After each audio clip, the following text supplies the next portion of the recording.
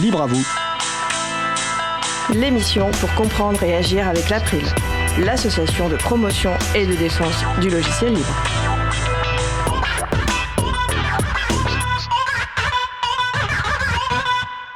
Bonjour à toutes, bonjour à tous. C'est le moment que vous avez choisi pour vous offrir 1h30 d'informations et d'échanges sur le logiciel libre, les libertés informatiques et également de la musique libre. Je suis Frédéric Couchet, le délégué général de l'April. Le deuxième texte, retranscrire, mettre en valeur et partager des textes de femmes via les communs numériques, ce sera le sujet principal de l'émission du jour. Avec également au programme la chronique La Pituite de Luc sur le thème Médias hostiles et la chronique Le libre et la sobriété énergétique de Vincent Calam sur le thème Éloge de la lenteur. Le site web de l'émission, c'est libreavou.org. Vous pouvez y trouver une page consacrée à l'émission du jour avec tous les liens et références utiles. Nous sommes mardi 9 juillet 2024, nous diffusons en direct, mais vous écoutez peut-être une rediffusion ou un podcast. À la réalisation de l'émission, mon collègue Étienne Gonu. Salut Étienne. Salut Fred. Nous vous souhaitons une excellente écoute. Cause commune, la voix des possibles, 93.1 FM et en DAB+, en Ile-de-France. Partout dans le monde sur causecommune.fm et sur l'appli Cause Commune. Pour participer à notre conversation, 09 72 51 55 46 et aussi sur causecommune.fm, bouton de chat, salon libre à vous. Nous allons commencer par la chronique La Pituite de Luc. Une chronique rafraîchissante au bon goût exemplaire qui éveille l'esprit et développe la libido. C'est bien sûr la description de Luc, ça n'engage que le chroniqueur.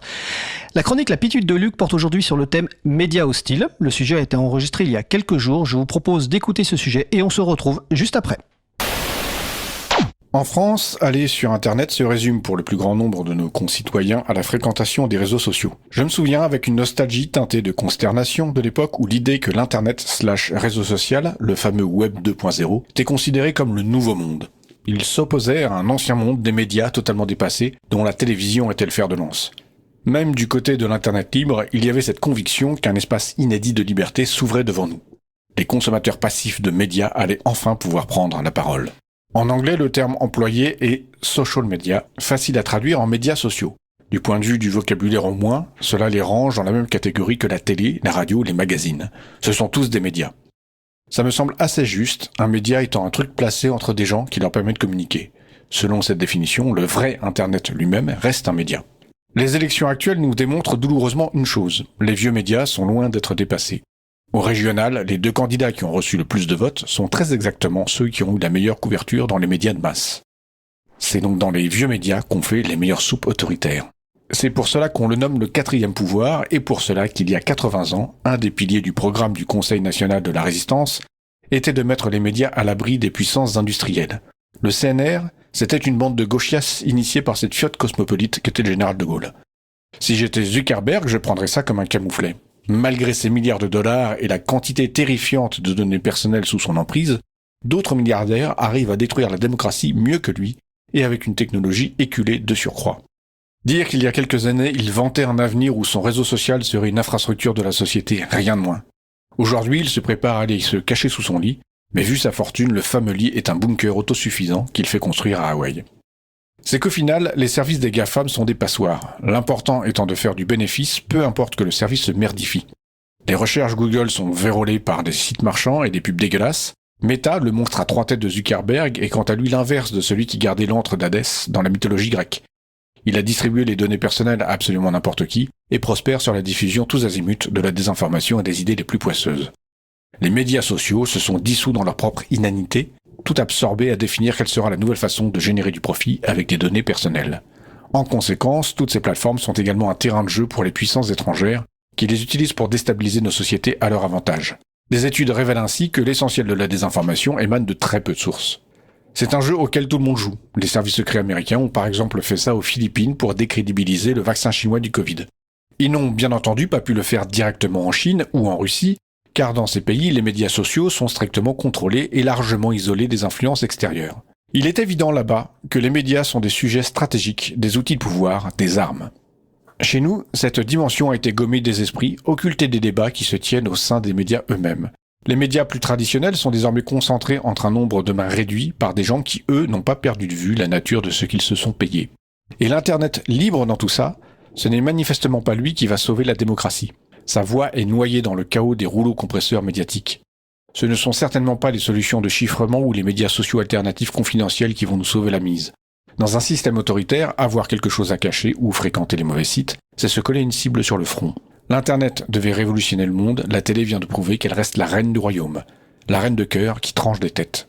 Si les médias sont des armes, les partisans d'une informatique libre doivent être lucides et constater qu'ils en ont des toutes petites, comparativement à l'adversité bien sûr. Alors vous êtes de retour en direct sur Radio Cause Commune, nous venons d'écouter un sujet enregistré quelques jours consacré au thème des médias hostiles et ça nous fait plaisir de la diffuser sur une radio associative, un média indépendant qui va continuer à faire son travail. Donc vous êtes sur Cause Commune 93.1 FM. Nous allons faire une pause musicale. Alors j'en profite pour remercier Isabella Vanni, ma collègue qui a préparé l'émission du jour, parce que je vois que dans la musique qu'elle a prévue, la première pause musicale, je pense qu'elle l'a faite pour moi, parce que c'est une de mes artistes préférés, un de mes morceaux préférés. Nous allons écouter Yesterday par Killy Maze. On se retrouve dans 3 minutes. Belle journée à l'écoute de Cause Commune, la voix des possibles. Cause Commune 93.1. Yesterday is not today. I let the memories fade away. I gotta keep moving on. I've had the power all along. Yesterday is not today. I let the memories fade away. I gotta keep moving on. I've had the power all along. I know that I might seem naive, but look deep and you'll see my tree. I've been learning every day, been working hard with little play. And thanks for all the negativity. See, that's why I don't watch TV. I thought that you cared about me, but now I see you said you loved me. I disagree. Yesterday is not today. I let the memories fade away. I gotta keep moving on. I've had the power all along. Yesterday is not today. I let the memories fade away. I gotta keep moving on. I've had the power all along. The stars light before we see. I was that before I was me. I'm pulsing lonely in my field of gray. Digital bearings program my day. Unfold my mirror, see on through. Discuss it all in terms of you. Bleeding hands reveal my love. I'm seeking all the meanings from above. Yesterday is not today. I let the memories fade away. I gotta keep moving on. I've had the power all along. Yesterday is not today. I let the memories fade away. I gotta keep moving on. I've had the power all along. I think that I can find a light. Fuck the weak folks who won't fight. We gotta stand up and take what's ours. Show the youth how to reach for the stars. I'll take my spaceship straight to Mars. And you could chill in those corporate bars, but I would love some company. So how's about you joining me? In fact, you could steer, baby. Then bring the others and we will all be free. Cause if I'm secluded, then you're alone. I'm slowly torn from my throne. Wasted visions of purity. Salvation isn't found in the majority. Collect my values in my purse. I bore my soul with each new verse. Yesterday is not today. I let the memories fade away. I gotta keep moving on. I've had the power all along. Yesterday is not today. I let the memories fade away. I gotta keep moving on. I've had the power all along.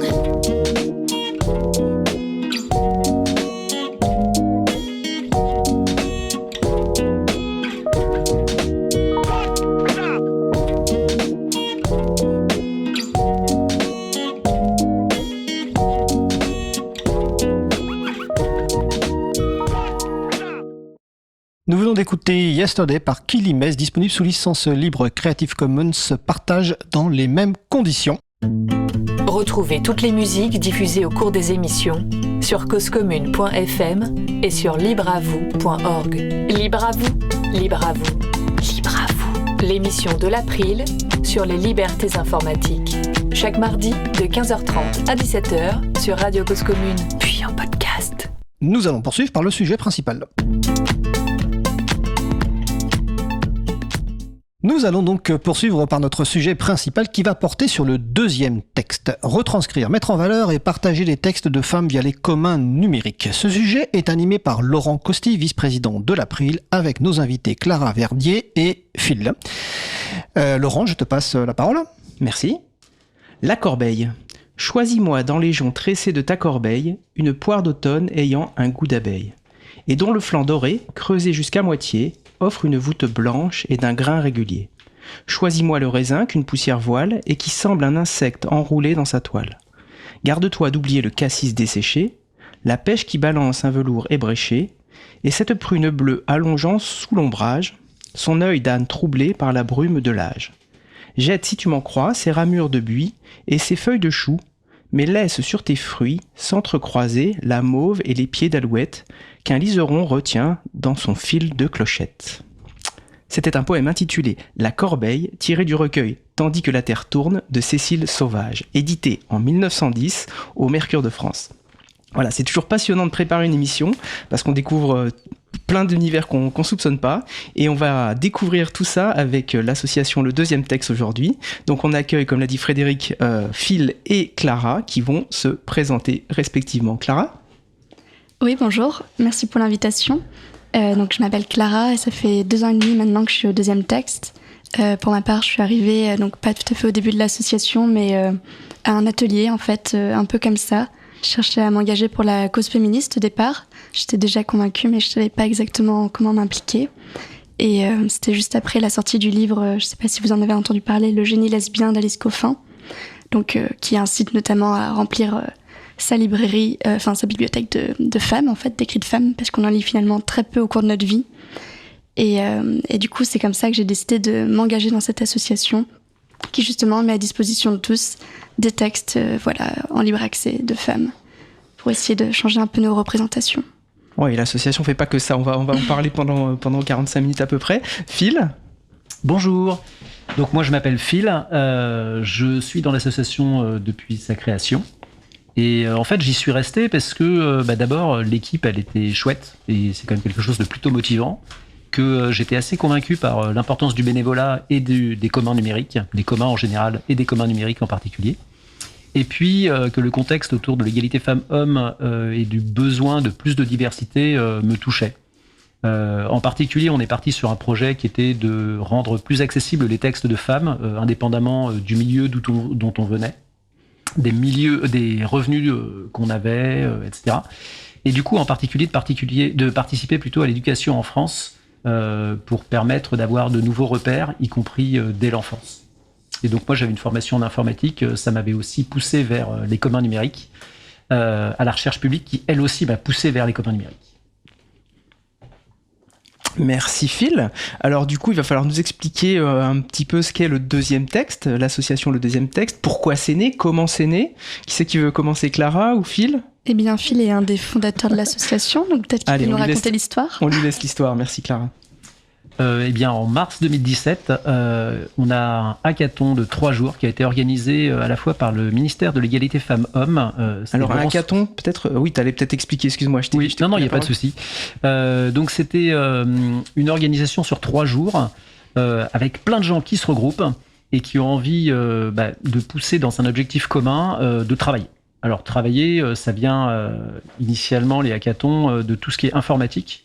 Mais là, ça avait été dans l'objectif de travailler à améliorer l'égalité femmes-hommes autour des communs numériques, des données en particulier. Et donc, on avait Laurence Rossignol, qui était la ministre de l'égalité femmes-hommes, et Etalab, qui est une structure d'État qui permet de faciliter le service public par l'usage des données.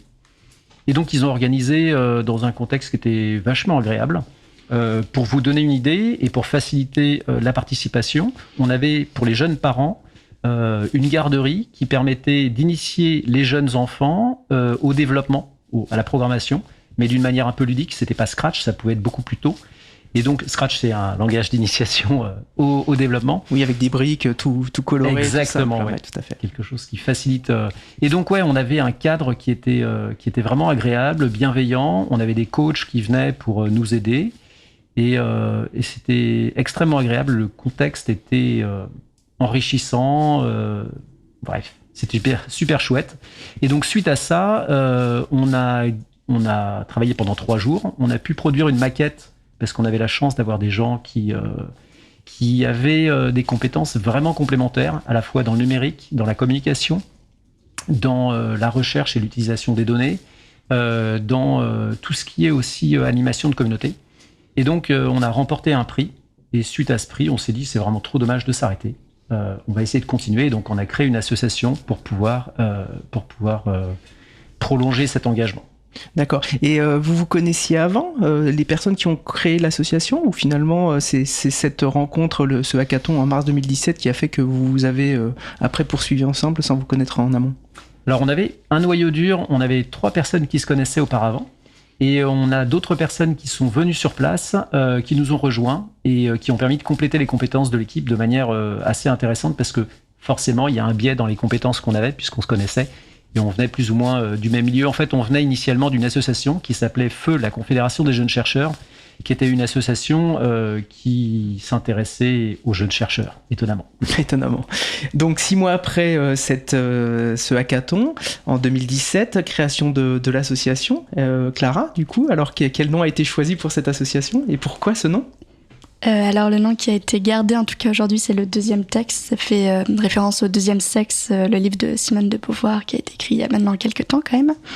Au tout départ, ça s'appelait Georges le deuxième texte et c'est le lien qui a été gardé pour notre site web d'ailleurs. Et Georges faisait référence donc à ce nom qu'employaient beaucoup de femmes autrices pour pouvoir être publiées en fait tout simplement à l'époque. Donc on pense surtout à Georges Sand qui est la plus connue d'entre elles. D'accord, donc effectivement dans les nombreux liens auxquels on fait référence sur la page de l'émission, vous verrez apparaître le mot Georges et du coup maintenant vous avez l'explication de pourquoi on retrouve ce prénom. Voilà. Alors du coup au fil du temps se consolide l'objet de l'association. Je sais pas, on peut peut-être préciser un peu l'objet de l'association, les différents buts. Oui, bien sûr. Donc, il y avait un premier but qui était plus orienté vers les enseignants, les universitaires, tous ceux qui enseignent à un moment ou à un autre. Il s'agissait en fait de trouver tout simplement des alternatives pour les manuels scolaires, pour en fait avoir des autrices à étudier en cours essentiellement.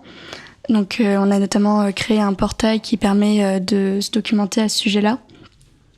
On a essayé également de pousser vers la création en fait de chiffres, puisqu'il existe très peu de chiffres en fait pour parler des autrices. On ne sait pas exactement quelle est la proportion d'auteurs ou d'autrices aujourd'hui dans les différents genres littéraires, etc.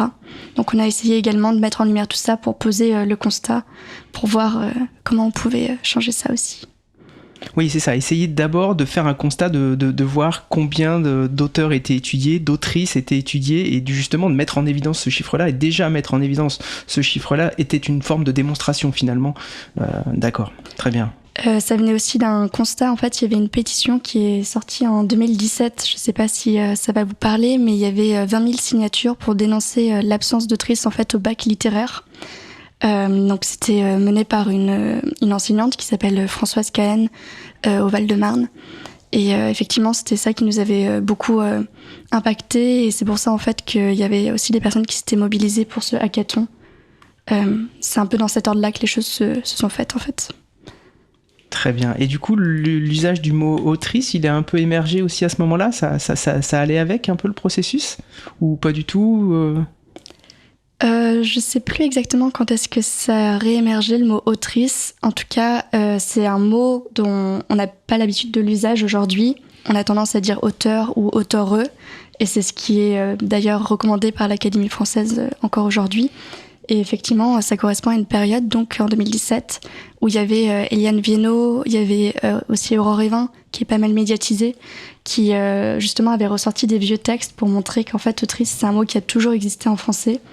Et ça permet justement de marquer davantage le féminin, pas dire toujours auteur comme si c'était le générique.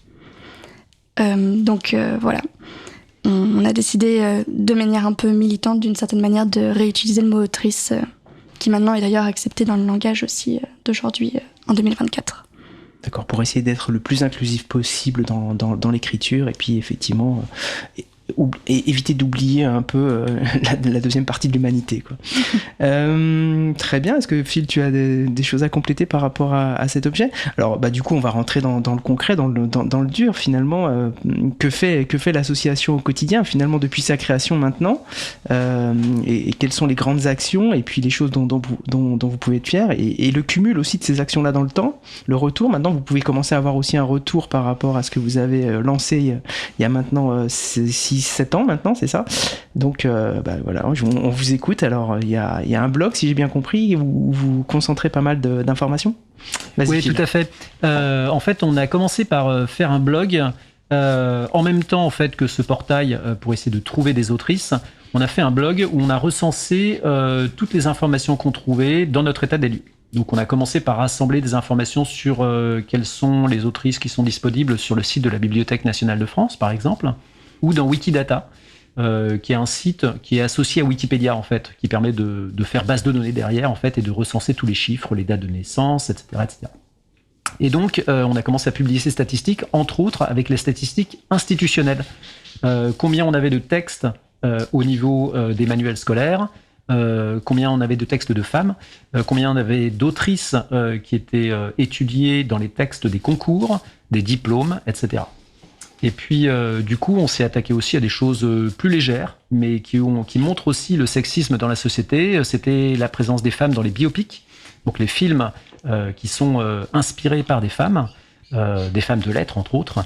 On s'est intéressé aux portraits dans les musées. On a fait même des statistiques des papillotes Révillon et des citations qui étaient présentes à l'intérieur, où on s'était rendu compte qu'il y avait moins de 1,1% d'autrices sur les 600 chocolats qu'on a mangés en 2019. Et en 2023, suite à notre interpellation ou pas, mais en tout cas, Réveillon a évolué puisqu'on était à 51,6% d'autrices. Alors pour que les gens comprennent bien, dans les chocolats, il y a des citations, c'est ça? Exactement. Voilà. Et dans ces citations, il y en avait eu 2 sur 100 qui étaient des citations de femmes. Ah oui, ok, je comprends beaucoup. Il y en mieux. avait 7 sur 600. 7 sur 600, c'est pas beaucoup. Il a fait manger beaucoup de chocolat. D'accord, vous faites des statistiques sur les chocolats. D'accord, et du coup, ça a évolué. Vous avez fait une interpellation derrière, après, à l'entreprise directement, vous avez fait un courrier? Alors, pas un courrier, on les a interpellés sur les réseaux sociaux. D'accord, bien sûr, oui. C'est les moyens modernes. Excusez-moi, je suis un peu... Aucun souci. un peu old school. On les a interpellés et puis on leur a dit, dites, il y a un souci là-dessus. De la même manière qu'on a interpellé, c'était Google, en leur disant, dites, autrice, il nous dit que c'est erroné, il y a un problème.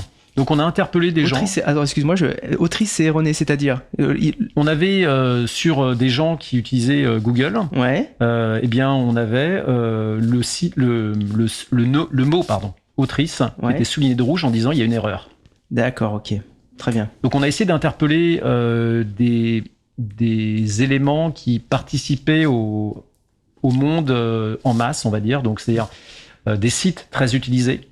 Des produits très utilisés, et puis aussi ceux qu'on avait sous la main. Et donc, d'où le Révillon. On aime bien manger des chocolats à Noël. Très très bien. Donc effectivement, une des premières étapes finalement, c'est d'essayer d'y voir clair, quoi, d'essayer d'identifier effectivement quelle est la réalité, se baser sur des chiffres, des statistiques, et ça rejoint après la question peut-être des données ouvertes. Alors ça, c'est aussi quelque chose qui vous tient à cœur? Oui, effectivement. Alors, par exemple, quand on fait la démarche de produire des statistiques, on essaye toujours d'être transparent sur cette démarche-là. Le fait qu'on utilise Wikidata, c'est pas quelque chose de sombre, c'est pas une boîte noire, d'informaticien, n'importe qui peut l'utiliser. Et en fait, dans nos billets de blog, on propose la démarche à suivre. Parfois, on propose des vidéos à suivre aussi. Donc n'importe qui peut reproduire ça chez soi dans n'importe quel domaine de la société. D'accord, vous donnez la recette avec laquelle vous êtes arrivé à produire la statistique en fait. Voilà, comme ça les gens peuvent critiquer, recalculer éventuellement s'il y a des erreurs, etc. Puisque tout le monde peut faire des erreurs. Donc ok, donc on a la recette et on est capable de reproduire le calcul si on le souhaite. Ok, merci. Tu veux enchaîner, Phil, ou peut-être pour compléter, effectivement, les données qu'on va utiliser, celles qu'on utilise seront en général des données ouvertes pour qu'on puisse les réexploiter, les réutiliser, et que les personnes qui sont intéressées puissent faire de même. Et on va essayer d'éviter d'utiliser des données qu'on nous a données sous le manteau. Et de la même manière, quand nous, on va produire des données, comme le nombre de textes de femmes qui ont été étudiés dans un concours, on va en faire un dépôt, une archive ouverte quelque chose qui va être accessible à tout le monde et qui peut être réexploité, y compris par la recherche, par exemple.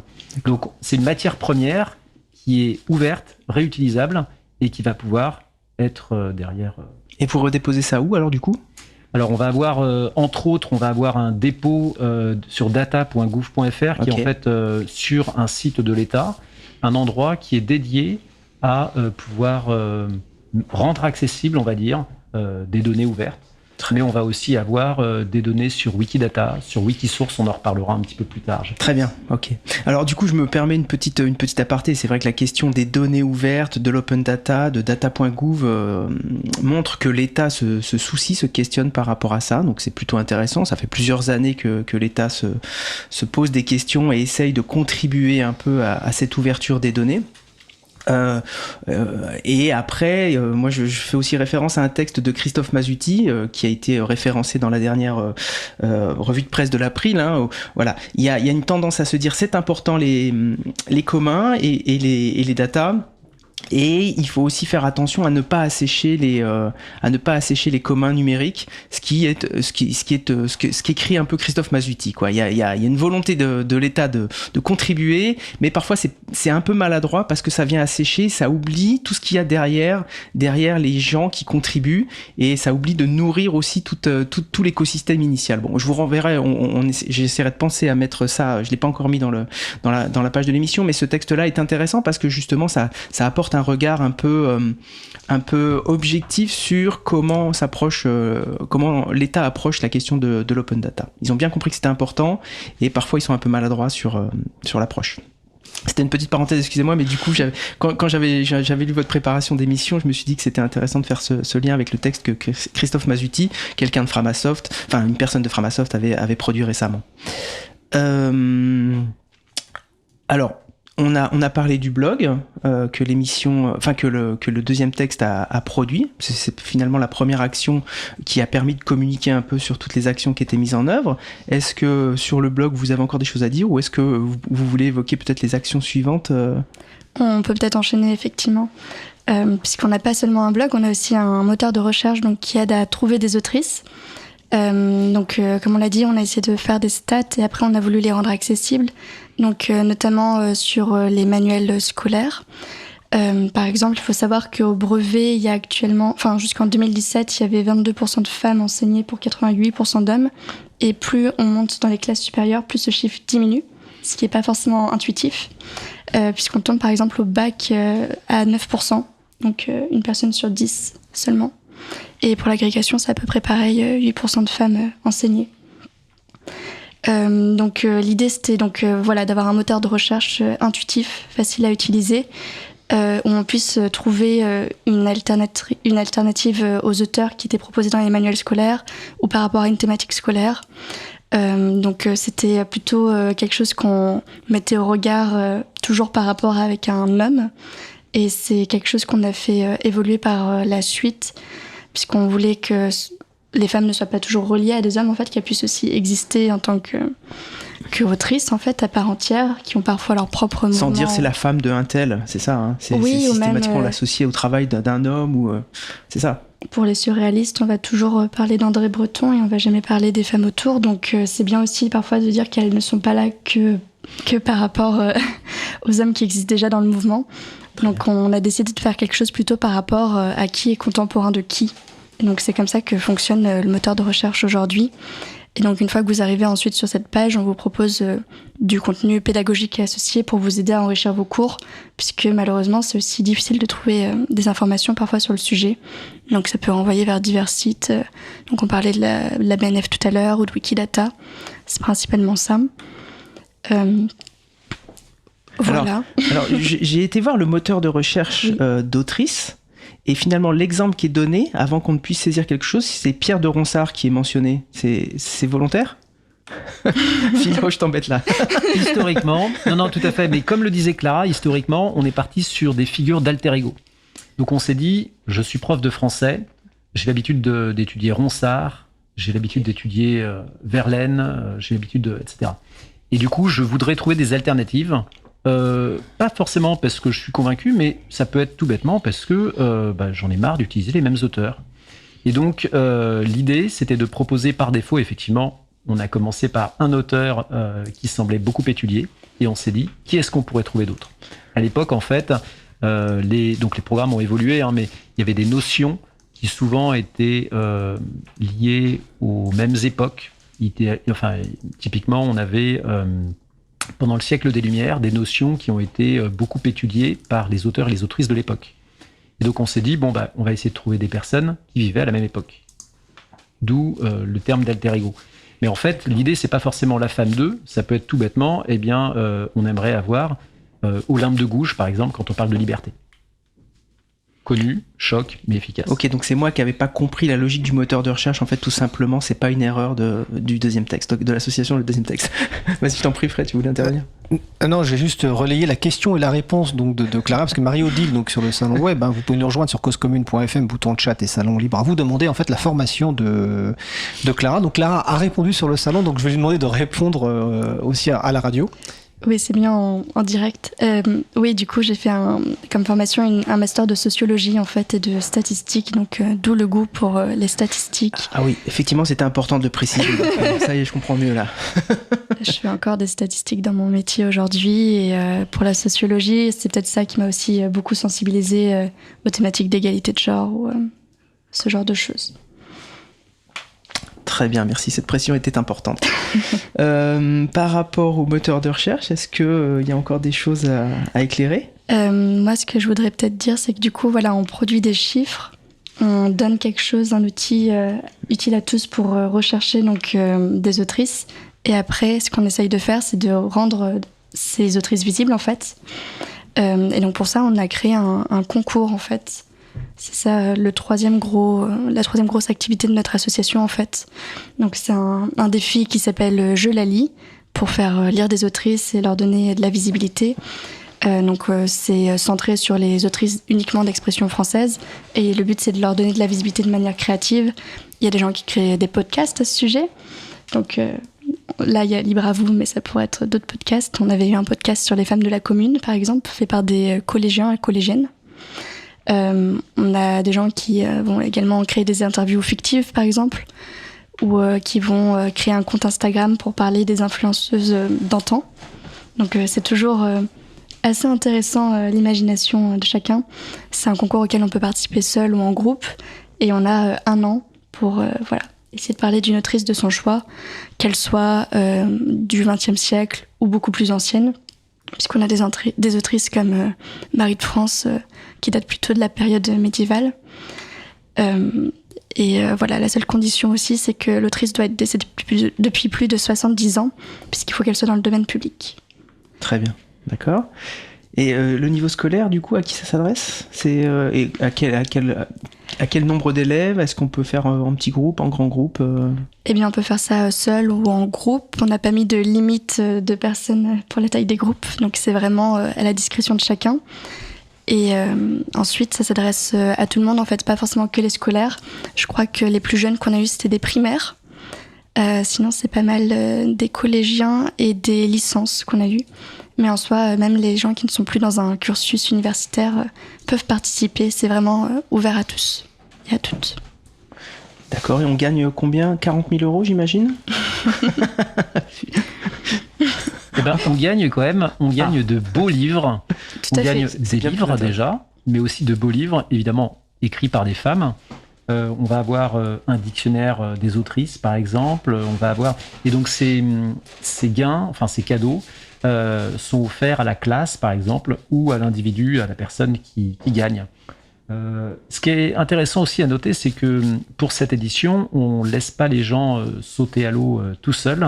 On va aussi essayer de les former au commun numérique. Et donc, typiquement, ce qu'on propose, sans aucune obligation, c'est de pouvoir leur faire découvrir des outils. Ça peut être UMap ou OpenStreetMap.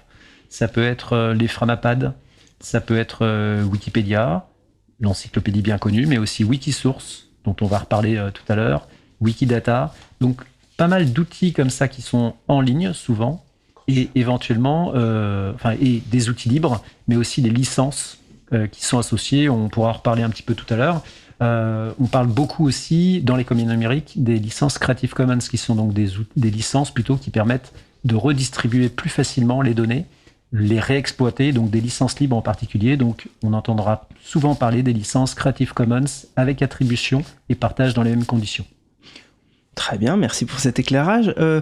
Tu as parlé de UMap et puis de OpenStreetMap. J'ai rêvé, ou dans la préparation de l'émission, où en fait vous localisez aussi les autrices, hein, c'est ça? J'ai bien vu qu'il y avait une carte, du coup peut-être que vous pouvez éclairer aussi cet aspect-là. Eh bien, en fait, dans Je la lis, on a une carte qui permet d'identifier les autrices et tous les lieux en France qui sont associés à ces autrices. C'est-à-dire qu'on peut avoir les lieux de naissance, les lieux de décès, des lieux où elles ont vécu éventuellement. Et l'idée, c'est pour choisir son autrice, si on n'a absolument aucune idée ou que éventuellement on veut laisser faire le hasard, eh ben, on va pouvoir sélectionner quelqu'un qui est proche de chez nous. Oui, effet de bord intéressant, on peut se dire, tiens, dans ma ville, on a une nouvelle rue qu'on veut renommer ou qu'on veut nommer, eh ben, on peut taper dans ce moteur aussi. Ouais, c'est extrêmement intéressant. Vous avez déjà eu des retours un peu justement de ces usages-là quand tu dis c'est une hypothèse ou ça s'est déjà produit? Alors en fait, on a eu différentes applications qui ont été faites et on a un de nos collègues, Philippe Gambette, qui est l'un des fondateurs de l'association, qui est chercheur et qui a travaillé entre autres dans un projet de recherche sur les communs numériques et pour essayer de faire mieux connaître. Et donc mieux connaître les autrices. Et entre autres, il y a eu des applications comme des balades virtuelles pour découvrir des déambulations, on va dire, pour découvrir les autrices à certains endroits. Il y a des personnes qui se sont intéressées à ce moteur de recherche pour effectivement essayer de savoir où sont, quelles étaient les autrices dans tel ou tel coin. On s'est déplacé éventuellement dans certains endroits pour essayer de découvrir ensemble qu'est-ce qu'on avait dans les archives, qu'est-ce qu'on pouvait essayer de trouver. Mais par contre, on n'a pas, pour répondre à ta question directement, on n'a pas eu d'exploitation de, je sais pas, la base d'adresse nationale pour essayer d'identifier à tel endroit, on a pas d'autrice, on a etc. Ce qu'on peut faire par contre, et qui a déjà été fait entre autres par Philippe, c'était essayer d'identifier le pourcentage de, on va dire, de mobilier urbain ou de rues qui sont dédiées à des femmes, à des hommes, ou éventuellement parfois on va trouver des rues genre Pierre et Marie Curie qui sont associées aux deux. Et sans surprise malheureusement, on se rend compte qu'il y a très peu de rues qui sont associées à des femmes, souvent des petites rues, des petites places. D'accord. Vous avez déjà fait des stats sur ça? C'est en cours? Je crois qu'il y a une chercheuse géographe qui travaille là-dessus. Il me semble effectivement qu'on avait eu des stats, mais je ne saurais pas vous les dire de tête là. Non, bien sûr. Après, il y a un autre biais aussi dans les noms de rues, c'est parfois même quand la rue porte un nom de femme, il n'y a que le nom de famille qui apparaît, donc on ne sait pas que c'est une femme. D'accord, ok. Donc tout ça, c'est en créant ces cartes-là et en vous posant ces questions autour de ce sujet-là que vous vous êtes aperçu de ça en fait. Très bien, merci beaucoup pour cet éclairage. Je vais repasser la parole à Fred parce qu'il va nous introduire la pause musicale, je crois. Entre autres. Et en parlant de licence Creative Commons, la plupart de nos pauses musicales sont sous licence Creative Commons ou licence Art Libre aussi, qui est une licence d'origine française. Donc, le choix d'Isabella, nous allons écouter Spleen et Sénégal par le chaos entre deux chaises. Ce chouette titre a été déniché par Vincent Calin, dont on entendra la chronique tout à l'heure. Donc, merci à lui. On se retrouve dans 4 minutes. Belle journée à l'écoute de Cause Commune, la voix des possibles. Cause Commune 93.1.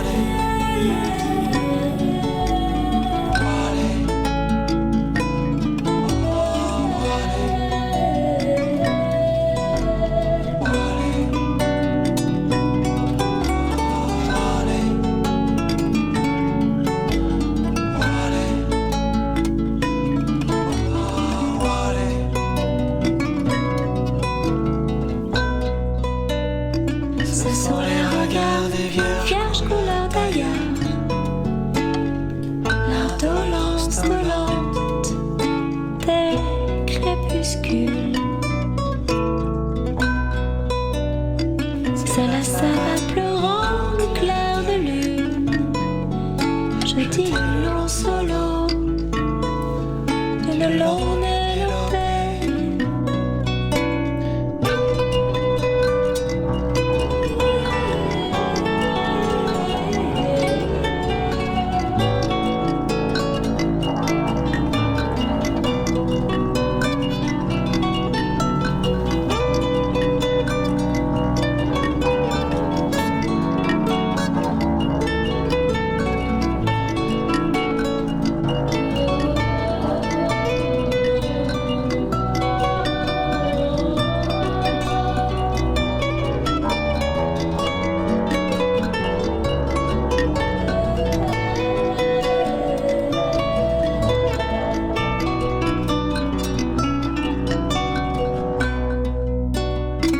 C'est un blues mélancolique, un blues nostalgique, un blues indolent et lent.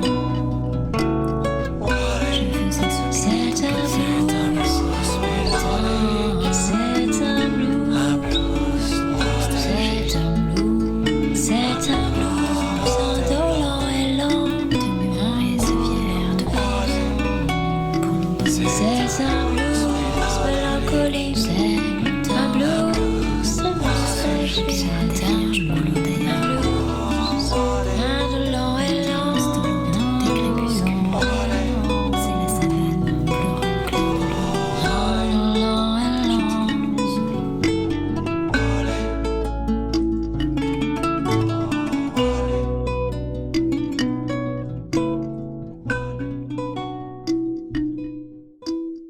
Nous venons d'écouter Spleen et Sénégal par le chaos entre deux chaises, disponible sous licence libre Creative Commons Attribution, CC BY. Une présentation de ce groupe est disponible sur le site auboutdufil.com. Alice y raconte notamment la genèse du groupe qui a eu lieu pendant le confinement et les raisons qui ont amené le fondateur du groupe à placer la musique sous licence libre. Retrouvez toutes les musiques diffusées au cours des émissions sur causecommune.fm et sur libreavou.org. Libre à vous, libre à vous, libre à vous. L'émission de l'April sur les libertés informatiques. Chaque mardi de 15h30 à 17h sur Radio Cause Commune, puis en podcast. Alors nous allons poursuivre notre discussion animée par Laurent Costi avec Clara et Phil de l'association. Le deuxième texte, sujet consacré donc à la transcription, la mise en valeur et le partage de textes de femmes via les communs numériques. Je vous laisse la parole. Merci Fred. Alors on a commencé à regarder les actions que le deuxième texte met en œuvre. Ils nous ont expliqué tout ce qu'il y avait sur le blog du deuxième texte qui a commencé dès le début de l'association en 2017. On a évoqué le moteur de recherche qui permet de trouver des autrices, de nouvelles autrices. On a évoqué le défi Je la lis qui permet finalement à un groupe de jeunes en milieu scolaire ou un jeune seul ou une classe de mettre en évidence à sa manière une autrice. Et vous souhaitiez aussi nous parler des ateliers Wikisource. Qui c'est qui ? Clara, je te laisse la parole. Oui, juste pour le défi Je la lis, c'est pas ouvert seulement aux scolaires, c'est aussi n'importe qui veut participer dans cette pièce peut y participer. Donc la prochaine édition commence en septembre. Ouvert à toutes et à tous. Voilà, tout à fait. Le quatrième pôle peut-être de notre association, c'est les ateliers Wikisource. Donc depuis maintenant un mois, on a d'ailleurs un vice-président spécialisé dans les wikis, Wikipédia, Wikisource, Wikidata, etc. Donc l'idée c'est de se réunir une fois par mois pour essayer de, à notre tour, enrichir la littérature en remettant des textes de femmes en ligne, accessibles gratuitement et à tous. Et accessible facilement, puisqu'on sait que Wikipédia en général est le premier lien qui sort dans un moteur de recherche, mais c'est aussi le cas de Wikisource qui ressort énormément. Donc Wikisource, c'est la bibliothèque libre effectivement de Wikipédia. Ça a été créé 2 ans après l'encyclopédie fin 2023. Et comme tous les wikis, il y a donc des déclinaisons par langue. Nous, on va travailler essentiellement sur la francophone. Donc pas seulement celle française, mais francophone, je dis bien, puisque l'idée, c'est aussi d'être inclusif par rapport aux autres nationalités et toutes les langues françaises qui existent à travers le monde, puisqu'on n'a pas la même langue au Québec ou en Afrique. Voilà. Donc ces ateliers qui ont lieu une fois par mois, ça consiste donc à apprendre à maîtriser l'outil Wikisource. Donc on a une photo d'un livre On va utiliser de l'ostérisation, donc c'est la reconnaissance de texte par ordinateur en fait. Et à partir de là, l'humain va relire le texte pour voir si tout est bien mis en forme, si l'orthographe est respectée, puisque ça dépend souvent de la qualité de l'image en entrée. Et une fois qu'on a tout relu, le texte est accessible à tout le monde. Voilà.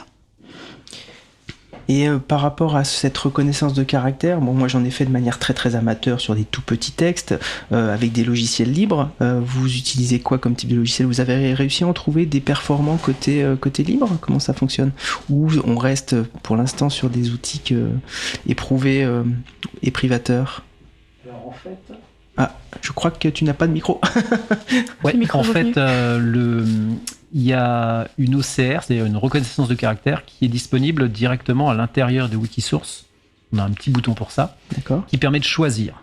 Et donc dedans, on peut, alors nous on a déjà fait des tests avec Tesseract typiquement, mais Tesseract qui est donc un outil libre. Libre tout à fait, mais on peut aussi faire appel à des outils comme celui de Google. Vous n'êtes pas sans savoir que sans doute dans les transcription, on va beaucoup dépendre de l'apprentissage des polices de caractère. Or, on travaille avec des livres qui parfois datent et sont très vieux. Et malheureusement pour ça, le logiciel de transcription et de reconnaissance de caractère est important, mais on a aussi besoin de données libres, on retombe dessus, pour pouvoir apprendre les polices de caractère, et malheureusement, on n'a pas suffisamment parfois pour ce genre de vieux livres, en fait. Le texte en introduction datait de 1910, vous êtes remonté jusqu'à des textes de quelle année Alors moi j'ai travaillé, je sais, sur des textes du 17e, mais je ne suis pas allée chercher forcément plus en avant.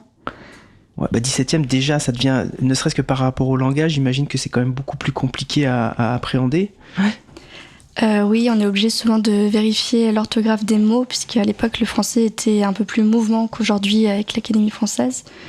Donc qui est apparu avec Richelieu. Et donc on avait plusieurs orthographes qui étaient tolérées en fait. D'accord. Donc souvent on est obligé d'utiliser...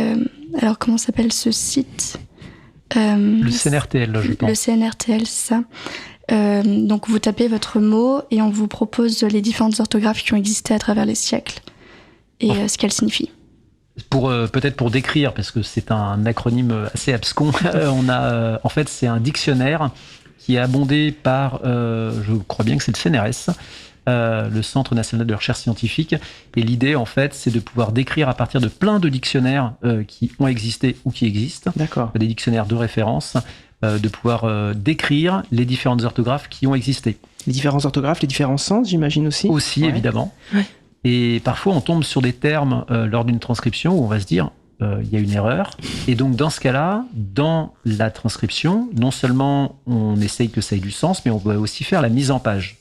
Et donc, on peut être capable de dire, on va faire la mise en page dans une écriture lisible aujourd'hui, ou on garde l'écriture de l'époque. Ce qui permet éventuellement pour des chercheuses et des chercheurs de pouvoir faire l'étude à l'époque et l'étude aujourd'hui.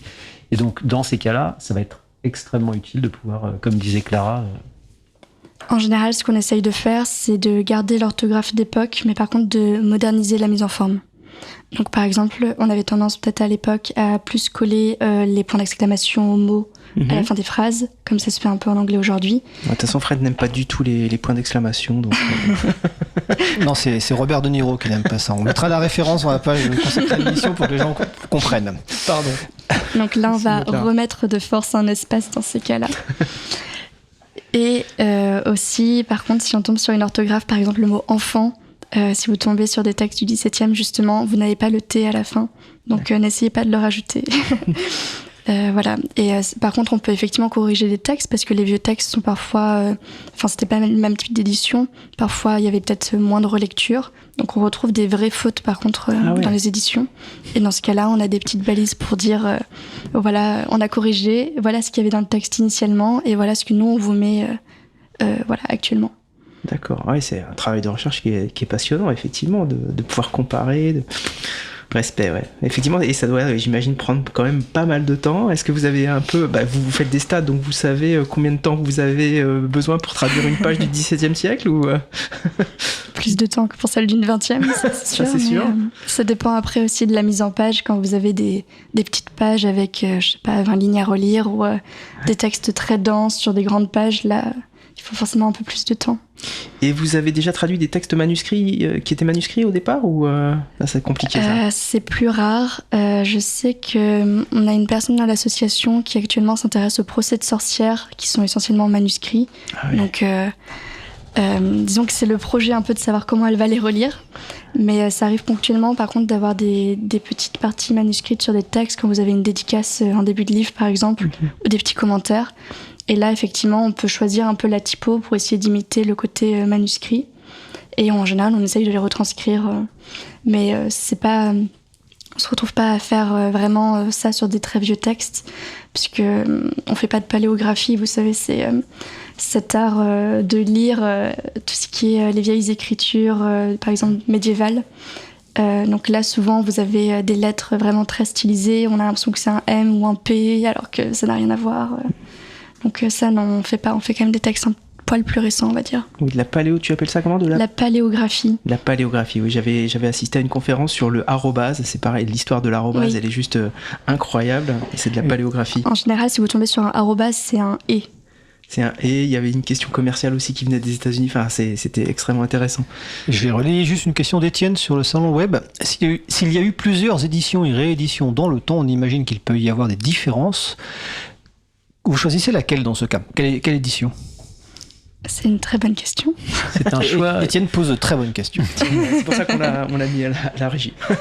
Ça fait partie des choix éditoriaux en fait.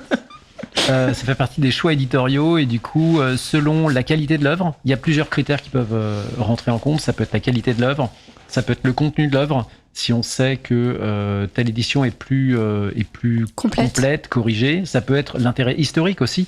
Flora Tristan, l'une des premières femmes à avoir finalement dit prolétaires de tout pays, unissez-vous. Elle l'a pas dit dans ces termes, mais elle l'a dit avant avant Karl Marx et Engels. Eh bien, on peut dans ce cas-là choisir le texte historique, le premier, parce qu'il a une valeur historique. On peut avoir un texte dans une qualité qui est décevante, et dans ce cas-là, on sait que la reconnaissance de caractère va être particulièrement compliquée. On va plutôt se faciliter la vie en prenant autre chose. Parfois, les sources sont aussi compliquées à obtenir. Et dans ce cas-là, c'est pour ça d'ailleurs qu'on peut aller dans une bibliothèque ou des archives départementales pour essayer de trouver des textes qu'on n'a pas trouvés ailleurs. Comme dans les vieux films, quoi. Vous allez dans les bibliothèques, quoi. C'est respect. Hein. Donc on fait de l'informatique avec la poussière. Ouais. La classe. Informatique et poussière, ça n'a jamais été très bon, mais bon. Donc on a parlé de Wikisource. Je vois les mots Wikimedia, Wikipédia, Wikidata, Wikiquote. Est-ce qu'il y a des choses à expliciter un peu autour de tout ça? Peut-être une question, parce que le mot wiki revient très souvent, mais je suis pas sûr que vous ayez expliqué ce qu'est un wiki, en fait. Est-ce que vous pourriez expliquer ce que c'est qu'un wiki pour montrer que finalement c'est quelque chose de relativement entre guillemets simple. Clara? Oui. Alors les gens en général connaissent plutôt Wikipédia, qui je pense est effectivement le plus médiatisé.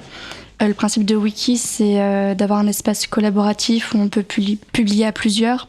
Ça implique aussi d'avoir un chat, enfin pas forcément un chat, mais un espace de discussion pour discuter de sur quoi on travaille ensemble et d'avoir un historique pour suivre les modifications qui ont été faites.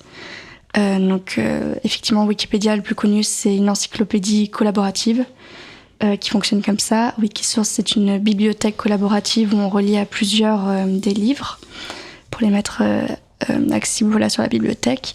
On a donc aussi Wikidata qui est une base de données collaborative. On la connaît plutôt par Wikipédia. Si vous voyez les encadrés en haut à droite des pages avec une image pour une personnalité par exemple, c'est ce qu'on appelle les infobox. Et là, c'est directement tiré de Wikidata, la base de données, en fait. C'est avec ça qu'on va faire nos statistiques en particulier. Et on a encore d'autres choses. On a donc Wikiquote, par exemple. Donc, c'est de l'anglais pour les citations.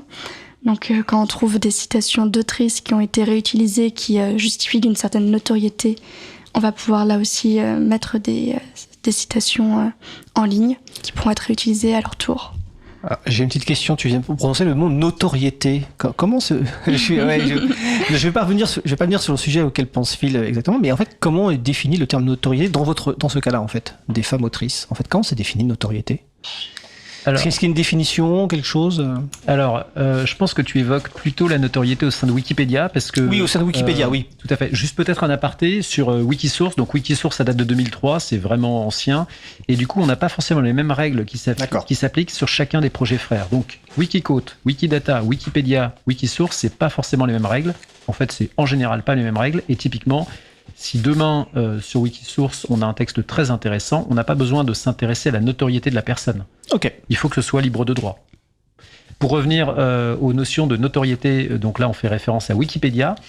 Il y a toute une galaxie de règles qui sont parfois pas super claires. Pour la notoriété, en fait, il s'agirait peut-être même de notabilité, mais en gros, il s'agit d'avoir une présomption que la personne est suffisamment connue pour pouvoir mériter sa page Wikipédia. Et pour ça, on va essayer d'avoir des critères qui peuvent être généraux. Dans ce cas-là, ça va être des sources. Ce qu'on appelle une source, ça va être un journal qui est... Dans ce cas-là, on va essayer d'avoir une source d'envergure nationale, typiquement un journal comme Le Monde ou Le Figaro. Fiable, donc une source qui est crédible, qui n'est pas connue pour faire des fake news ou ce genre de choses. Et on va essayer d'avoir une notion de pérennité, de durabilité de la notoriété dans le temps. C'est-à-dire que si c'est une personne qui a été connue sur un événement ponctuel, on ne va pas considérer que c'est notable. On évite les effets de mode en fait, sauf si on a parlé de cette mode à travers le temps, comme la tectonique par exemple. Ok. D'accord. Ou une personne qui a participé par exemple à une télé-réalité ponctuelle. Elle est connue ponctuellement, une autorité ponctuelle, mais pas sur la durée. Voilà, qui a fait le buzz, mais donc. Voilà. Alors, on pourrait le penser, mais comme j'ai en tête une personne qui est peut-être la même à laquelle tu penses. Non, je pensais comme ça parce que c'est le premier exemple qui m'est venu à l'esprit en fait. Non, mais c'est intéressant parce qu'on a eu un effet Loana typiquement, et Loana a sa page web parce qu'en fait. Wikipédia Sa page Wikipédia, pardon. Parce que du coup, il y a eu des suites derrière qui n'étaient pas liées juste à un épisode connu dont les plus anciens se souviennent. Merci pour moi. Très bien, bah du coup oui, c'est bien, c'est intéressant parce que c'est vrai qu'on parle pas forcément de toute cette galaxie, on parle souvent de Wikipédia et on oublie peut-être toutes les... Alors t'appelles ça des projets frères, c'est ça? Des projets... Oui voilà, c'est des choses qui sont vraiment dans cet esprit des communs et qui agrandissent ce commun numérique qui est Wikipédia et qui est le plus connu. Vous travaillez avec des partenaires par rapport à tous ces projets-là d'écriture de commun numérique, Eh bien, c'est vrai qu'on est très centré sur Wikisource, la bibliothèque, mais du coup, quand on met en ligne un texte, on va vérifier par exemple que cette autrice est une page Wikipédia. Donc, on va se retrouver sur Wikipédia à créer la page, et par exemple, dans ce contexte-là, on va se retrouver en partenariat, par exemple, avec une autre association qui lutte contre le biais de genre qui s'appelle Les 100 pages. SANS. Oui, voilà, celles qui n'ont pas de page, et avec un E majuscule à page à la fin. Pourquoi le E majuscule ? C'est pour accentuer le féminin. Voilà, c'est pour reprendre l'écriture inclusive il y a quelques années où en fait il n'y avait pas le point médian ou autre, et c'est souvent d'accentuer le E, voilà. Pour pouvoir le mettre en le mettant en majuscule plutôt. Parce que page, sinon... on dit une page, mais il n'y a pas de forme féminine très prononcée. Je veux dire, il y a beaucoup de mots en français, même masculin, qui finissent par un E. Ok. C'est-à-dire qu'on va avoir, typiquement, dans l'écriture épicène, on va avoir des termes. Un terme épicène, c'est un terme qui a la même déclinaison pour le masculin et le féminin. Et dans ce cas-là, un peu comme auteur-eux, pas complètement, on va dire, mais non, c'est pas un bon titre. Par exemple, non, titre, c'est pas bon non plus. Qu'est-ce que je dis ? Partenaire, c'est ça. Partenaire, ça va être un terme épicène, parce que je peux dire un ou une partenaire. L'idée, c'est de pouvoir éviter d'invisibiliser une femme en utilisant un terme qui va avoir une forme différente. Ça peut être à l'écrit, mais aussi à l'oral. Typiquement, c'est la raison pour laquelle on a choisi aussi autrice. C'est qu'à la radio, je vous aurais dit auteur, des auteurs. Vous n'auriez pas su si on parlait de femmes ou d'hommes. Le fait de parler d'auteur et d'autrice, on sait qu'on inclut vraiment les deux. Comme à la radio, on a des auditeurs et des auditrices. Exactement. Parfait. Alors, on a balayé les 4 grands projets vraiment effectifs actuels et en termes de futur, de projets à venir, vous avez j'imagine, dans les cartons des choses ? Ah oui, on a toujours des tonnes de projets. C'est vrai qu'on va essayer de prolonger ce qu'on fait déjà, mais on va aussi essayer, par exemple, on s'était rendu compte que toutes ces autrices qu'on recense ne correspondent pas toujours à des mouvements littéraires bien définis, par exemple. Donc on a appris qu'il y avait le nouveau roman, qu'il y avait le surréalisme, qu'il y avait la littérature romantique, classique, et parfois, elles étaient un peu à part. Donc l'idée, ça va être de voir s'il existe des mouvements de femmes, si il existe des courants, par exemple surréalistes, qui auraient pu avoir été des courants de femmes à d'autres périodes, peut-être plus tard que les hommes. On va essayer d'étudier ce genre de choses et de produire une frise chronologique, on espère, cette année, pour essayer de mettre tout ça en image et donner là aussi un nouveau contenu pédagogique pour les professeurs, pour qu'ils puissent s'en emparer, en fait. On a un deuxième projet aussi qui s'appelle Chronotrice. Donc c'est un jeu, un timeline, si vous connaissez le mot anglais. Donc l'idée c'est que vous avez plusieurs dates et il faut essayer de trouver laquelle est arrivée avant la précédente. Une ligne de temps, quoi. Oui, une ligne de temps, une frise chronologique. C'est encore mieux. Pardon, en français c'est mieux. Donc vous avez une première carte avec une année et à votre tour, vous tirez une carte avec une citation et vous devez essayer de deviner si cette carte, citation, donc, est arrivée avant cette année ou après. Et plus vous avez de cartes, plus c'est difficile. Et donc, par ce biais-là, en fait, on voulait essayer de faire connaître des autrices et des citations et donner envie de les lire. Donc l'idée, c'est que sur cette citation, vous aurez un QR code qui vous permettra d'une part d'aller lire le texte sur Wikisource, si la citation vous a plu, ou d'aller en savoir un peu plus sur la page Wikipédia de l'autrice. Donc là, c'est presque finalisé. On espère pouvoir débuter ça en septembre. Parfait. Alors du coup, avec tout ce que vous avez décrit, ce que vous faites déjà, les projets que vous avez, au doigt mouillé, je pense que vous êtes à peu près 30 salariés, 40 bénévoles, c'est ça ? Bien évidemment, on recrute. En fait, on joue beaucoup sur l'effet levier, c'est-à-dire qu'on forme les gens. Et puis ensuite, on les forme un peu comme le défi Je la lis, par exemple. On va former les gens et ensuite, les personnes vont pouvoir gérer de manière autonome ou nous rejoindre si elles le souhaitent. Donc, on fait ces ateliers dont Clara parlait, qui ont lieu une fois par mois et qui est l'occasion de recruter. Alors, ces ateliers ont lieu qu'à Paris ou ou plutôt, où ont lieu ces ateliers ? Effectivement. Alors, non, mais c'est une bonne transition parce qu'on avait beaucoup trop de choses à dire et on n'a pas pu parler de tout. Ces ateliers, ils ont eu beaucoup lieu à Paris. Ils ont commencé au local de Wikimedia France. Ensuite, ils ont eu lieu à la Cité Audacieuse, à Odéon. Ils ont eu lieu à la Gaîté Lyrique, à Châtelet, toujours à Paris. Ils ont eu lieu à Violette & Co. Ils ont lieu en ce moment à Violette & Co. Et de temps en temps... Violette & Co. précise que c'est une librairie féministe. C'est une librairie féministe, tout à fait. Et lesbienne à côté de République. Tout à fait, oui. Et on a même fait des ateliers à l'April, au local de l'April. Tout à fait. En avril, pour le jeu de mots. Et du coup, on a fait quelques ateliers à l'extérieur. On a été faire des ateliers à Besançon. Donc, on essaye de pas être trop parigo-centré, mais les bénévoles étant essentiellement à Paris, c'est vrai qu'on est souvent là. Mais je trouve que c'est une mauvaise explication parce qu'en fait, systématiquement, nos ateliers sont en visio, donc ils sont volontairement décentralisés en fait, d'une certaine manière. Vous pouvez venir en présentiel à Paris. En visio, on essaye d'avoir un son de qualité puisqu'on a un micro. On partage nos écrans aussi. On a souvent des documents qu'on met à disposition en ligne. Vraiment, on a des gens qui viennent de loin en fait, qui sont là. On a un habitué qui habite au Cameroun par exemple. La dernière fois, donc il y a 10 jours, on a eu également quelqu'un du Bénin. Donc voilà, vraiment, peu importe d'où vous êtes, même si vous êtes sur téléphone portable, puisqu'on a des personnes qui se connectent sur téléphone, vous pouvez participer à nos ateliers. Peut-être pour compléter aussi, pour essayer de faciliter la participation et éviter les biais liés aux moyens. Alors, ça sera pour les personnes qui sont à Paris ou à l'endroit où on fait l'atelier.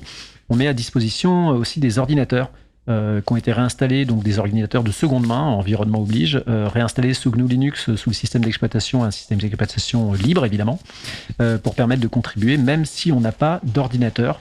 Et donc, ça fait du bien à l'environnement.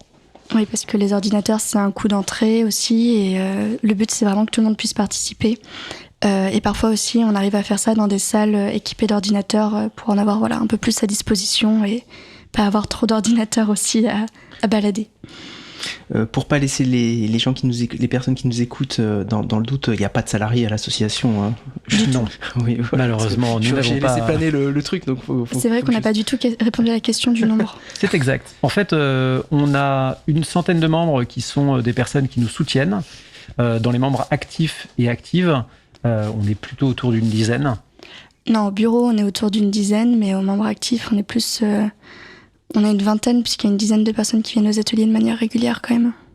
membres actifs, vous les comptez comment ? Parce que vous m'avez précisé qu'en fait l'adhésion était gratuite, ce qui peut paraître étonnant, en tout cas ce qui n'est pas une pratique régulière. Donc je pense que c'est une volonté d'être le plus ouvert possible pour pas qu'il y ait une barrière financière. Oui, toujours. Ouais.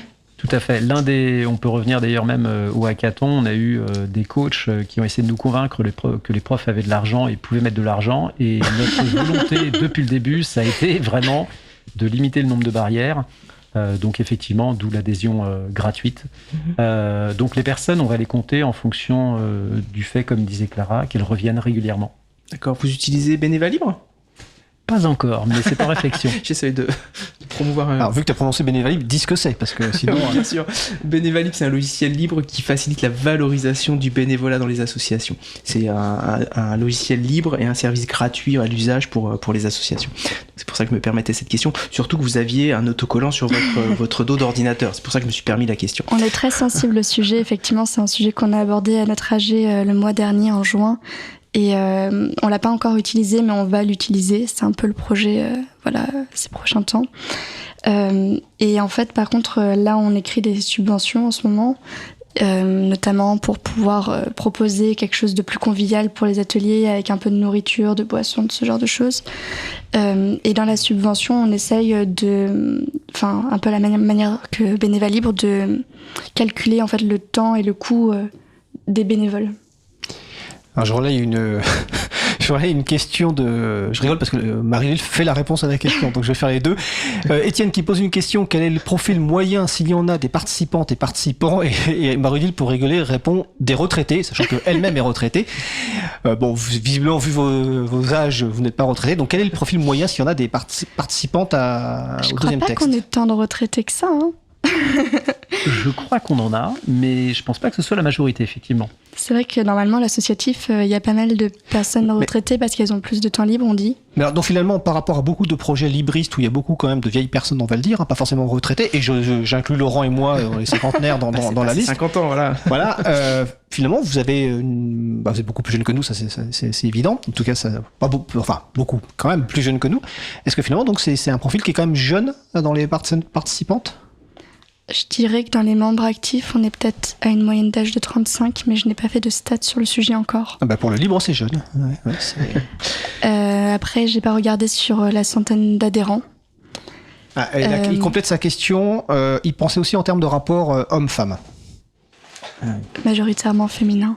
Majoritairement, mais ce qui est intéressant, c'est que en fait, on a quand même beaucoup de personnes qui soit se définissent comme hommes, soit ne se définissent pas comme femmes, qui viennent et sont intéressées en fait. Heureusement, quelque part, ce n'est pas quelque chose qui se cantonne ou qui se limite. On n'est pas intéressé par les autrices seulement quand on s'identifie comme femme. Et ça, c'est plutôt intéressant. C'est d'autant plus intéressant qu'on peut découvrir des textes extrêmement intéressants dont on n'a jamais entendu parler. Je me rappelle d'un des textes qu'on a transcrit il y a quelques années au moment où ce documentaire était passé sur Arte. C'était... j'ai plus le nom. Sur la Commune de Paris, en fait. C'était Mémoire d'une mort-vivante, qui était un livre qui avait été écrit il y a plus d'un siècle. Brochet. Tout à fait, et qui avait été... pas traduit, transformé, on va dire, en BD, mais aussi en documentaire avec une distribution Yolande Moreau, Arthur H, une belle distribution sur Arte, qui est extrêmement intéressante. Et c'est un texte qu'on a découvert, dont on a découvert l'original comme ça, un peu par hasard finalement. Et on découvre des perles, c'est vraiment passionnant. Donc non, il n'y a pas besoin, en très résumé, il n'y a pas besoin d'être un homme à la retraite ou une femme à la retraite pour faire ça. On a une diversité qui est finalement assez intéressante. On peut parler de la diversité aussi des professions peut-être dans l'association, même s'il y a des tendances. Alors, on a quelques personnes branchées informatique en général qui viennent plus du milieu du libre. On a aussi des universitaires et des enseignants du secondaire ou primaire. On a pas mal de documentalistes, bibliothécaires, libraires, donc autour du métier du livre, pardon. Voilà, après c'est un peu plus large que ça. Le temps file, hein. On s'était dit qu'on aurait plein de temps et en fait non, c'est jamais vrai. Je vais vous poser les 2-3 questions qui nous restaient à se poser et puis vous allez picorer et puis répondre à celles que vous avez envie de répondre. Il y avait la question des effets mesurés depuis le lancement du projet, ça peut être quand même un petit retour intéressant. Comment on fait pour s'impliquer dans l'association, on n'y a pas vraiment répondu, donc vous pouvez aussi y répondre. Et puis je laisse encore un temps, mais grosso modo on n'a plus beaucoup de temps, donc déjà sur ces 2 points là, si on peut éclairer un peu les choses. Oui, donc depuis le lancement du projet, on a mis à disposition 200 textes de femmes en 6 ans. Et on a aussi fait des stats sur comment les nouveaux textes sur Wikisource s'étaient un peu féminisés grâce à nos actions et celle de la communauté qui s'est aussi sensibilisée à tout ça depuis. Donc en 2018, quand on a commencé, on avait 14% de textes dans les nouveaux textes transcrits qui étaient des textes de femmes. Aujourd'hui, on est à 20%, donc 6 points de plus. Après, selon le genre littéraire, ça a plus ou moins augmenté. On a vu que ça avait surtout augmenté, notamment pour les romancières qui sont passées de 24 à 33%, donc 9 points de plus. Ensuite, pour s'engager dans notre association, donc vous pouvez adhérer gratuitement sur le site. Le fait d'adhérer, même si c'est gratuit, ça vous permettra d'être tenu informé par la newsletter qui n'est pas du tout envahissante puisqu'elle est plutôt de l'ordre d'une fois par trimestre. Vous avez les réseaux sociaux pour suivre notre actualité également qui sont un peu plus dynamiques. Phil, tu veux compléter ? Ouais, en fait, vous pouvez aussi participer à l'un de nos projets sur Wikisource, le concours Je la lis, ou la création des stats sur les autrices. On aura probablement un datathon, on aime bien ça aussi, pour collecter les données au format libre, évidemment. Et en fait, vous pouvez aussi nous rejoindre, en rejoignant l'association, vous pouvez participer à distance. On a un canal Mattermost et on a des outils libres en ligne pour pouvoir participer. Vous pouvez évidemment assister à nos assemblées générales une fois par an. La dernière a eu lieu dans les locaux de l'April. Et aussi, il ne faut pas avoir peur, je pense, de ne pas se sentir légitime, parce qu'en fait, on a tous et toutes commencé sans savoir comment faire. On a des ateliers, donc que ce soit pour Wikisource ou avec notre partenaire Les 100 pages, il y a des ateliers de formation au début. On commence par une petite demi-heure pour expliquer un petit peu quels sont les codes pour pouvoir participer. Comme dirait notre chère présidente, vous êtes la bonne personne. Ah bah t'allais le dire, Fred. Je venais de le noter sur le papier pour pas oublier. Ouais. Bon, il vous reste chacun 2 minutes. Alors peut-être que vous pouvez nous partager le texte qui vous a le plus plu depuis que vous êtes au sein de l'association, et puis éventuellement conclure avec un point que vous voulez rappeler ou que vous n'avez pas eu le temps d'aborder et à partager. Moi, le texte qui m'a le plus plu à la relecture, c'est vraiment un vieux texte. Voilà, c'est plutôt moi sur les vieux textes. C'est un texte du 18e, 1787. Et en fait, c'est de la proto-SF féministe. Enfin, de la science-fiction, pardon, j'ai dit un sigle, mais SF pour science-fiction. Et en fait, c'est écrit par Marianne Robert. Ça s'appelle Les voyages de Milon Seton dans les 7 planètes. Donc, c'est vraiment un voyage intergalactique au 18e. Où on va rencontrer une utopie d'Amazon, par exemple. On va rencontrer des femmes philosophes ou des femmes qui peuvent vivre en autonomie hors du mariage. À cette époque-là, c'était quand même un exploit. Oui, c'est plutôt incroyable de lire ça. Et ça se lit très bien. Merci Clara. Et en fait, moi j'hésite, mais j'ai déjà parlé de Victorine Brochier, donc le livre c'était Les damnés de la commune. Je vais du coup parler de Cécile Sauvage, que tu as cité tout à l'heure en introduction. C'est une copoétesse de la nature. On en a fait des transcriptions. Elle a été rééditée aux éditions de la Table Ronde avec découverte de nouveaux textes. Et du coup, en fait, c'est une version posthume de son journal qui a été poussée par son mari, qui a été grandement censurée pour éviter le suggestif, on va dire. Et c'est vraiment des œuvres qui sont extrêmement intéressantes. On en a eu un écho tout à l'heure. Oui, en fait, ça m'a inspiré, ça m'a donné envie de lire quand on a préparé l'émission. Donc, du coup, je me suis penché sur les textes que vous aviez pointés. C'est toujours extrêmement intéressant. Merci pour ces textes soulignés. Et puis, pour conclure, je sais pas, éventuellement, vous aviez... En fait, venez nous aider à redonner aux femmes leur place dans les lettres. Vous êtes la bonne personne. Parfait. Fred, je te repasse la parole. Alors, la référence sur la conférence, sur l'expression « vous êtes la bonne personne », c'est Bouquinette, présidente de l'April, qui a fait 2 fois ou 3 fois cette présentation qui est très inspirante d'ailleurs sur le sentiment de légitimité. Donc vous cherchez sur internet, vous êtes la bonne personne Bookinet, mais on mettra aussi les références. D'ailleurs toutes les références qu'on a citées, enfin ou les sites web qui ont été évoqués, etc. Vous pouvez les retrouver sur le site libreavou.org/215, car c'est la 215e émission et la dernière de la saison. Écoutez, merci donc à Phil, Clara et Laurent pour cette émission sur le deuxième texte, et puis bonne fin de journée. Merci à vous. Merci pour l'invitation. Fin de journée. Bien. Nous allons faire une pause musicale. Alors, ce coup-ci, nous allons écouter une suggestion de G, comme tu me demandais tout à l'heure, Laurent, c'est celle-ci. Nous allons écouter Blueberry par Dazis Louis et Raphaël M. On se retrouve dans 3 minutes. Belle journée à l'écoute de Cause Commune, la voix des possibles. Cause Commune 93.1.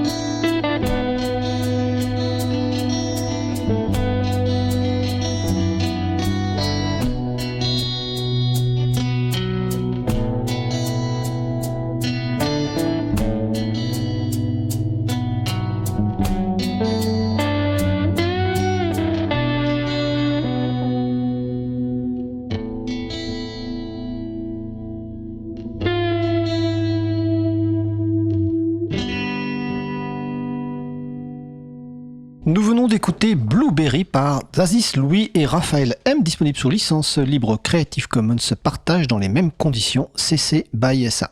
Ce titre nous a été signalé par G, chroniqueur bien aimé de Libre à vous. Donc merci à lui, c'est une œuvre d'un étudiant de l'Université de technologie de Compiègne qui a été publiée sous licence libre récemment à l'occasion d'un cours sur le thème des low-tech et du solar punk qui est un genre de science-fiction. Retrouvez toutes les musiques diffusées au cours des émissions sur causecommune.fm et sur libreavou.org.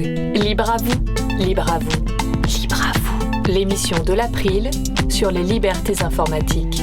Chaque mardi de 15h30 à 17h sur Radio Cause Commune, puis en podcast. Nous allons passer au sujet suivant. Dans la saison précédente de Libre à vous, notre fidèle chroniqueur Vincent Calam partageait ses lectures et réflexions autour du thème le libre et la sobriété énergétique. Pour conclure cette dernière émission de la saison 8 de Libre à vous, nous vous proposons de réécouter sa chronique du 21 février 2023 intitulée « Éloge de la lenteur », avec le souhait que cet été nous soit propice à toutes et à tous pour nous réapproprier de notre temps. Pour finir, je vous propose une exploration de la contribution du libre à un enjeu politique, social et environnemental. C'est la chronique Le libre et la sobriété énergétique de Vincent Calam. Salut Vincent. Salut Étienne. Oui, alors, dans ma chronique précédente, je vous avais parlé du concept de low-tech. Alors, en faisant mes recherches sur le sujet, j'étais tombé sur un concept proche, le slow-tech, développé notamment sur le site Green IT. Bon, je vais pas entrer dans le détail ni me lancer dans un long développement sur le distinguo entre low-tech et slow-tech. Ce ne serait pas, de mon point de vue, très pertinent, les définitions de ces concepts changeant d'une publication à l'autre. Surtout que j'avais promis, à la fin de ma chronique précédente, de revenir au thème central du logiciel libre et de la sobriété énergétique. En fait, si je vous parle aujourd'hui en introduction de slow-tech, c'est que lorsque j'ai découvert ce concept, cela fait tout de suite écho à une des idées que j'avais listées lorsque j'avais préparé cette nouvelle saison de chronique. À savoir qu'un des apports de logiciel libre à la sobriété énergétique serait sa plus grande lenteur de développement. Alors, la sobriété énergétique passe par un ralentissement général. C'est évident dans le domaine des transports. Aller un peu plus vite consomme beaucoup plus. Limiter par exemple la vitesse à 110 km/h sur les autoroutes plutôt que 130 serait une source d'économie non négligeable. On sait que ce type de mesure a du mal à passer socialement, mais il suffit de le pratiquer volontairement, comme il m'arrive de le faire les quelques fois que je prends la voiture, pour constater son impact sur la consommation pour un rallongement du temps de parcours somme toute assez faible. Mais ce ralentissement ne concerne pas que les transports.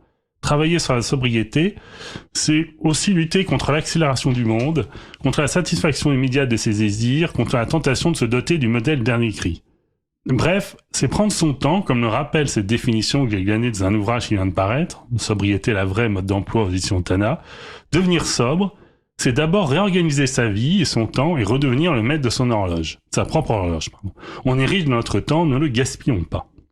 Mais n'est-ce pas un peu injuste de parler de lenteur pour le logiciel libre ? Alors, je voulais pas lancer un troll, mais on pourrait tout à fait discuter de mon affirmation que le logiciel libre est plus lent dans son développement que le logiciel propriétaire, surtout en voyant tout ce qu'a produit le logiciel libre en une quarantaine d'années.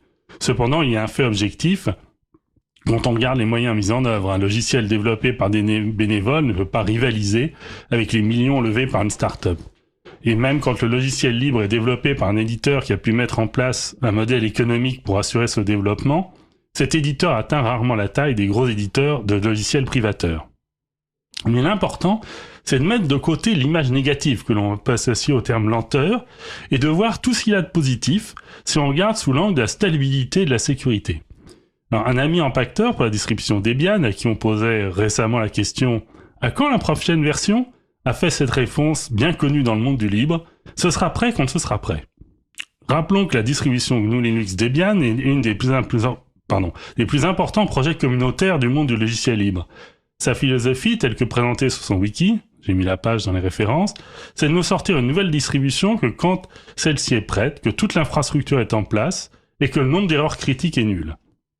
Ce qui est amusant, c'est que cette philosophie n'empêche pas une sortie régulière presque tous les 2 ans depuis 2005, comme quoi ne pas se fixer une échéance peut parfois être le meilleur moyen de tenir ses délais. En fait, tout logiciel libre possède une feuille de route et doit évoluer, ne serait-ce que parce que l'environnement évolue et qu'il faut s'adapter. Mais chaque projet a son propre rythme, dicté par les personnes qui y contribuent et c'est une bonne chose. En plaisantant, je dirais qu'il ne faut pas brusquer un logiciel libre. Les personnes qui l'utilisent en profitent doivent faire preuve de patience quand ils cherchent une amélioration tarde à venir. À titre personnel, j'ai d'ailleurs pu remarquer que lorsqu'une demande émerge, par exemple une nouvelle fonction, ce n'est pas plus mal de ne pas y répondre tout de suite, car il faut laisser un temps de maturation pour que cette demande se précise avant d'y apporter une solution technique. Réagir trop rapidement ou avec trop d'enthousiasme fait courir le risque de se rendre compte, après coup, qu'on a répondu à côté du besoin réel. Bref, les logiciels libres sont les tortues de la fable. Qu'importe de courir, il faut partir à point, nous rappelle la morale. Et pour la sobriété énergétique, nous devons être du côté des tortues plutôt que des lièvres. Belle allégorie.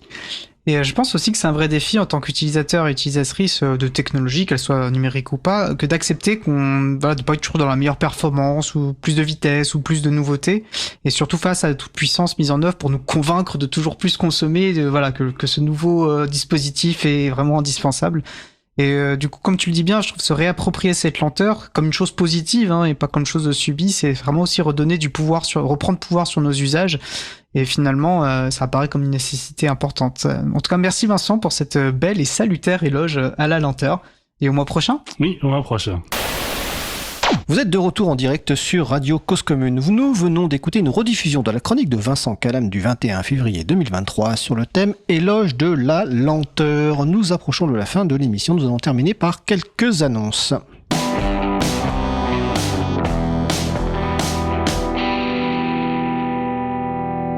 Alors, dans les annonces, le 4e camp Chaton. Chaton, c'est le collectif des hébergeurs alternatifs transparents, ouverts, neutres et solidaires. Donc, le camp Chaton se déroulera du jeudi 11 au lundi 15 juillet 2024 à Sévrac, en Loire-Atlantique. Ce camp est ouvert aux membres du collectif et aussi à toute personne intéressée par les sujets du numérique libre au sens large. Une inscription est obligatoire. Les soirées radio ouvertes avec l'équipe de Cause Commune font une pause pendant l'été et seront de retour à la rentrée. Le prochain rendez-vous convivial sera vendredi 6 septembre à partir de 19h30 dans les locaux de la radio à Paris, au 22 rue Bernard Dimet dans le 18e arrondissement. Une réunion d'équipe ouverte au public avec apéro participatif à la clé et également une émission en direct à 20h à laquelle vous pouvez participer. Occasion de découvrir le studio, de rencontrer les personnes qui animent les émissions. J'en profite également pour signaler alors que la boutique en ligne en vente libre.org, qui permet d'acheter des produits de différentes associations libristes, dont les produits de l'April, et aussi de faire des dons, tous les stocks ont été mis à jour récemment, donc n'hésitez pas à vous rendre sur enventelibre.org, soit pour acheter des produits des associations libristes, soit pour faire des dons. Notre émission se termine. Je remercie les personnes qui ont participé à l'émission du jour. Clara et Phil de l'association Le Deuxième Texte, Laurent Costi, Luc, Vincent Calam. Aux manettes de la régie aujourd'hui, Étienne Gonu.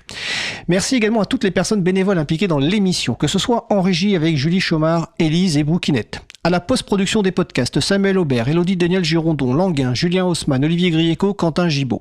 L'équipe des chroniques et des cafés libres qui nous régale chaque mois. Xavier Berne, Isabelle Carrère et Antanac, G, Vincent Calam, Luc, Jean-Christophe Becquet, Marie-Odile Morandi, Laure Élise Déniel, Laurent Costi, Laurette Costi, Bouquinette, Pierre Bessac, Florence Chabanois, Emmanuel Charpentier. Les personnes qui s'occupent du site web de l'émission, Vincent Calam, Antoine Bardelli et Jean Galland.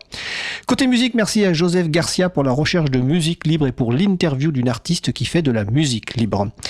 Merci également à mes collègues Isabelle Avani et Étienne Gonu et Laurent Costi, bénévole qui est juste à côté de moi pour la préparation et l'animation des émissions, et un remerciement spécial aussi à Julie Chomard qui a préparé et animé sa première émission récemment.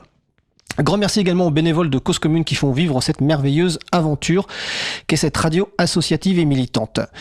Et merci enfin à vous qui nous écoutez, ce soit en direct sur la bande FM, en DAB+, sur Internet ou en différé. Vous retrouverez sur notre site web libreavou.org toutes les références utiles ainsi que sur le site de la radio causecommune.fm. N'hésitez pas à nous faire des retours pour indiquer ce qui vous a plu mais aussi des points d'amélioration. Vous pouvez également nous poser toutes questions et nous y répondrons directement ou lors d'une prochaine émission. Toutes vos remarques et questions sont les bienvenues à l'adresse contact@libreavou.org. C'est la dernière émission de la saison, place à la pause estivale. Donc la prochaine émission aura lieu en direct mardi 3 septembre 2024 à 15h30. Nous vous souhaitons de passer une belle fin de journée. On se retrouve en direct mardi 3 septembre et d'ici là, passez un bel été et portez-vous bien.